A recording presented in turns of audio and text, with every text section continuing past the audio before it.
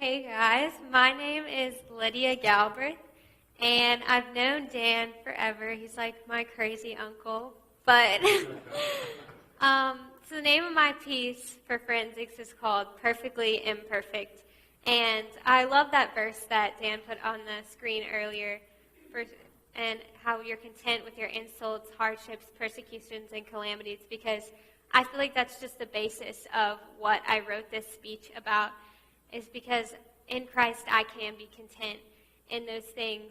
And that's something that I've learned as I've been giving this speech, and every time I give it, I can feel myself becoming less of a perfectionist and realizing that it's okay because nobody's perfect. And so I'm going to perform my piece for you guys, and feel free to laugh or respond any way you want. But imagine yourself walking into a car dealership. You've been wanting a new car for months, and you finally saved up enough money to replace the squeaky 1998 minivan you've had to put up with for the past 15 years. After hours of searching, you stumble upon the perfect one. As you drive home in your brand new car, thinking about how jealous everyone else on the road must be of your perfect SUV, you fail to notice the stopped car in front of you. You brake, but not fast enough. Your stomach drops as you walk out of the car and see its once flawlessly smooth hood, crumpled and dented all over. Your perfect car had lasted approximately 45 minutes. This car is a symbol of perfection. Whether you dream of having a sleek new car, a boyfriend with the jawline of Chris Hemsworth, or to be the person everybody likes, chances are you'll be let down by your perfect expectations. Today, I'm going to take you on a road trip. First, we will type into our GPS a street named Perfection, only to realize that it doesn't actually exist. Then we'll find ourselves at a detour, which ends up being more of a burden than a blessing. And finally, we'll reach our destination of accepting the imperfect circumstances life hands us. The first stop in our road trip is a street named Perfection, but our GPS led us in the wrong direction, which turns out to be more common than you think. For example, in 2018, a woman in Vermont followed her GPS exactly where it told her to drive. That is, exactly into the bottom of a lake. And if we aren't careful, we'll end up with the same fate, drowning in the perfect and unrealistic standards society has set for us. In a world full of Photoshop and plastic surgery, our view of perfection isn't authentic. Where do we draw the line? Between too thin and too fat, too smart and too stupid, too chatty and too shy. And who sets these standards anyways? Perfection is merely a man-made concept.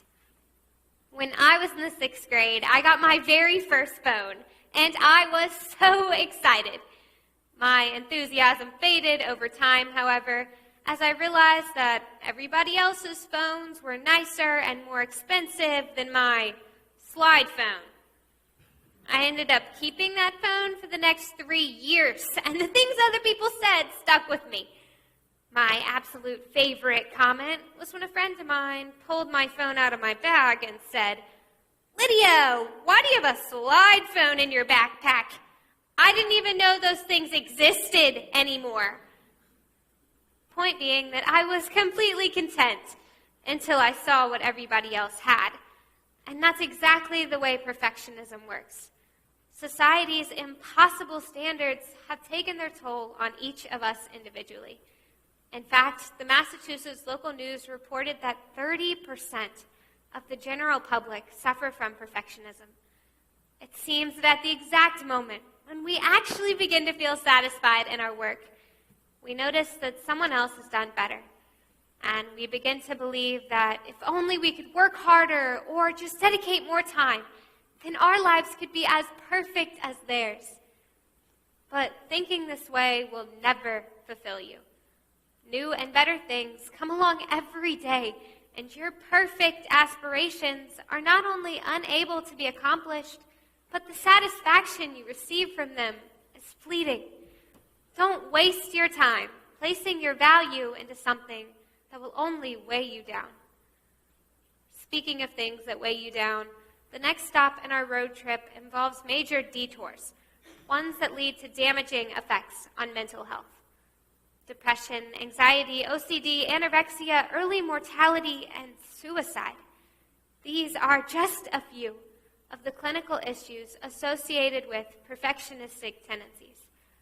According to an article written in 2019 by Medical News Today, one study showed that over half of patients who died due to suicide were described by their loved ones as perfectionists.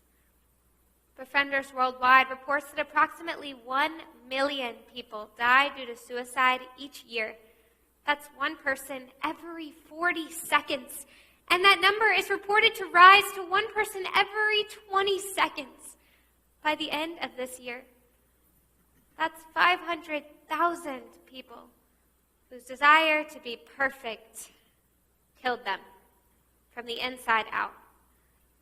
I wish I could go up to them and tell them why their lives are 100 times more important than the few occasions where they fail to reach their expectations.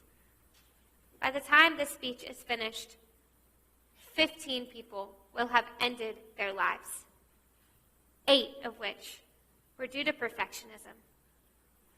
The solution to this epidemic must start now, and it must start with us.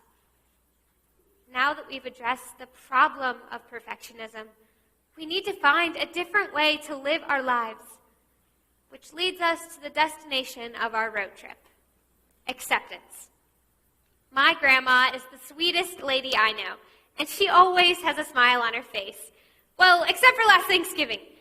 You see, Thanksgiving is a big deal in my family, and Grandma wanted everything to be perfect. Last year, as I walked into her house, I was hit with the smell of fresh food and the sound of Grandma screaming. After hours dedicated preparing the perfect turkey, she dropped it on the floor.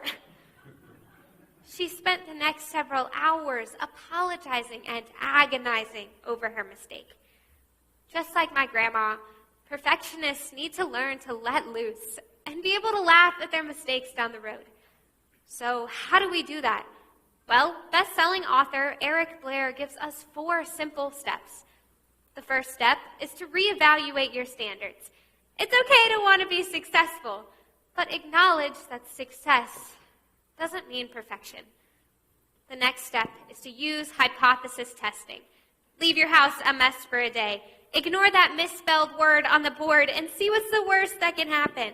I'll bet Godzilla doesn't come knocking at your window. The third step is to try challenging your perfectionist thoughts. Ask yourself, why am I continuing to dwell over things that are only causing me pain and anxiety? The final step is to expose yourself. And no, Blair wasn't telling you to take your clothes off.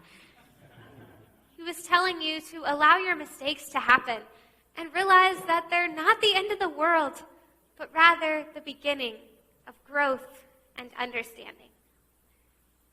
Last year, I played volleyball, and after every game, I would come home feeling defeated from the times I'd had a bad pass or I'd let the ball hit the floor. I could never be as perfect as I wanted to be, and even on the games when I came darn near close, I would go out the next day and miss my serve, and all the validation I felt faded in an instant. It was then that I realized perfectionism had taken its toll on me too. But this year, although I still struggle, I've been able to accept the fact that I can't control most aspects of my life, no matter how hard I try, and that that's not where my true value derives. I believe that my worth is based off of the kindness I show others and my ability to live in a way that praises the God who created me. As Bridget DeVay once said, perfection is found in accepting your imperfections. So your car crashed, and your money, it's down the drain. But your car is just that, a car. And dwelling on the crash won't bring you a new one. You crashed your car, but so did 6 million others in 2019 alone. No one is perfect, and no one's expected to be.